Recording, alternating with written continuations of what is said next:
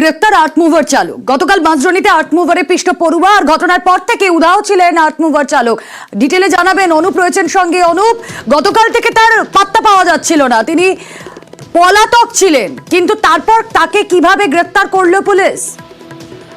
তো ইতিমধ্যেই গতকাল যে একেবারে বাসডুলি দিনেশনগর এলাকায় যেখানে আর্ট মুভারের একেবারে চাকায় পিষ্ট হয়ে যে ছাত্র, নবম শ্রেণীর ছাত্র সৌম্যশীল, তার মৃত্যু হয়েছিল, তারপরে যে উত্তেজনার পরিস্থিতি তৈরি হয়, দিনভর কিন্তু যে ভয়াবহ উত্তেজনার পরিস্থিতি, সেই ঘটনায় যখন দুর্ঘটনা ঘটে তার পরবর্তী ক্ষেত্রে সেই আর্ট মুভারের চালক কিন্তু সেখান থেকে পালিয়ে গিয়েছিল এবং পালিয়ে যাওয়ার পরবর্তী ক্ষেত্রে পুলিশের পক্ষ থেকে তার টাওয়ার লোকের ধরে বিহার থেকে গ্রেপ্তার করেছে, এমনটাই কিন্তু পুলিশ সূত্রে জানতে পারা যাচ্ছে। ইতিমধ্যেই তাকে ট্রানজিট রিমান্ডে কলকাতায় আনা হবে এবং আদালতে পেশ করা হবে। কিন্তু গতকাল যখন এই বাসডুলি দিনেশনগর এলাকায় যেখানে যে নবম শ্রেণীর ছাত্র যখন একেবারে যাচ্ছিলেন টিউশনের মধ্যে কোচিং এ, সেই সময় চাকার তলায় কিন্তু একেবারে আর্ট মুভারে পিষ্ট হয় এবং যে সময় আর্ট মুভারে ভাঙচুর চালানো হচ্ছিল, উত্তেজনা পরিস্থিতি, সেই সময় কিন্তু একেবারে সেখান থেকে এই আর্ট মুভারের চালক সেখান থেকে পালিয়ে যায়। তারপরেই পুলিশের পক্ষ থেকে আজকে বিহার থেকে তাকে গ্রেপ্তার করা হয়েছে এবং আগামীকাল তাকে ট্রানজিট রিমান্ডে আনার পরেই কিন্তু আদালতে পেশ করা হবে।